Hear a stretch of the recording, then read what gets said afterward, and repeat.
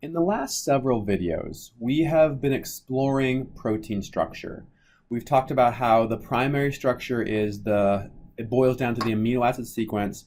The secondary structure is where we really start thinking about the atoms in the backbone interacting in a way to make these stable structural elements. And the tertiary structure occurs when those secondary structures kind of collapse on each other to make a three-dimensional structure that's stabilized by interactions between side chains primarily. So we've also shown some two-dimensional models where I've just kind of tried to draw out cartoon representations of these things. In this video, I want to show you some real models that come from very sophisticated experiments and show you how these can help you understand protein structure. So what we're looking at right now is a model showing a single protein. And as we can see, there's a lot of things going on. There are many atoms, we have many different colors, and they're all clustered together in a way that's making it really hard to understand. So first I'll note that the carbon atoms here are represented as white, oxygen atoms are represented as red atoms, and nitrogen atoms are represented in blue. And in many ways, it reflects what we learned about line structures. We're not showing hydrogens, and every time you see the end of a line or a bend in a line, that represents an atom. Okay, so we're going to go through stepwise and look at different features of this and pick out things that we have already learned based on the previous videos and see how this structure, see how these files really kind of bring all of that together. So let's start off by zooming in on just one or two individual amino acids and see if we can make sense of the peptide backbone. Okay, so we have now zoomed in to look just at one end of the polypeptide chain. And as a reminder here, the way the polypeptide chains are set up is we have our N-terminus, so we have our NH2 or NH3 group, followed by our alpha carbon, where we have a CH in our R group, and then we have a carbonyl, which then gets connected to another nitrogen off to the next alpha carbon with side chain, off to the next carbonyl, etc. So what we're looking for here is to see that pattern in this structure. And if you look closely, you really can see it. This nitrogen right here is the N-terminus. And from here, we travel up and we see the first alpha carbon. So here's our first alpha carbon. And in this case, the R group that's hanging off has a CH2OH. So in this case, this first R group here is a CH2OH. This first amino acid is serine. From our alpha carbon, we move over to the next carbon, which we see is attached to an oxygen here. So this is our carbonyl attached to another nitrogen, attached to the next alpha carbon, which in this case is attached to a CH2, CH2, and then a carboxylic acid. So this is glutamic acid. The next step is moving to the carbonyl carbon, and we see that going on here. There's our C double bond O.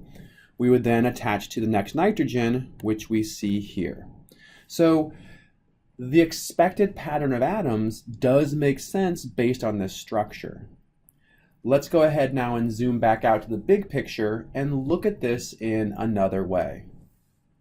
Another really common way of visualizing proteins is by simplifying it such that we no longer show backbone atoms. So in this view, what I'm showing you is all of the backbone atoms being converted into what we call the ribbon structure. So all the backbone atoms are represented as ribbons.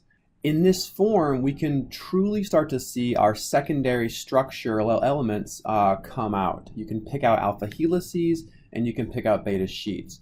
We'll talk about that a little bit more in detail in a few minutes. Another interesting thing that we can do is to color our side chains based on their physical properties. So what I've done here is converted all of the polar side chains to yellow and all the non-polar ones to green. And if we rotate this, you can really see how all of the nonpolar amino acids are grouped together and pointed towards the interior of our protein, as we expect based on the globular structure. We can see this even better if we convert these atoms into what's called a space fill model. We can really see the green clustered in the middle and the yellow clustered on the outside. And the last thing that we can do that's very useful is to completely eliminate side chains from the structure. It's at this point where we can truly pick out the secondary structural elements. In this view, I'm showing alpha helices as the orange color and beta sheets as a purple color. So we see the expected coil or the expected cylinder for alpha helices that we talked about, and we can see the expected alternating ribbon pattern for an anti-parallel beta sheet. While we're in this view, let's go ahead and zoom in to look at the backbone pattern in the alpha helix. When we do this, what we can see is that we have this expected coiling of the backbone, and there's this close proximity between the carbonyl oxygens and the backbone nitrogens that we have seen creates a hydrogen bond which stabilizes the structure of alpha helices. If we do a similar thing for beta sheets, what we see is this alternating pattern of carbonyl pointing up, nitrogen pointing down, and again we see the carbonyl oxygen interacting with the hydrogen from the backbone nitrogen. This is the hydrogen bonding pattern we expect that stabilizes beta sheets. So the last thing that I'm going to do is use this view of the protein to help exemplify how the secondary structural elements come together. So I've changed the color pattern of the ribbon diagram so the N-terminus is blue, and we progress through different colors until we reach the C-terminus. We can see that as we move down the coil of the alpha helix, we go through a turn, transition into the tealish color of the first beta strand. We then transition to the greenish color of the second beta strand, going through a turn into a yellow beta strand, and finally being converted to the last part of the beta sheet, which ends up at the C-terminus. What I really hope that this video gets across is that there is a lot that you can learn from the looking at models of proteins, and drawing them out in videos like I've done in the past doesn't really do justice to the complexity of the structure. As you move on in more chemistry classes, especially biochemistry, you'll do a lot more with looking at these three-dimensional structures and trying to figure out exactly how the protein functions.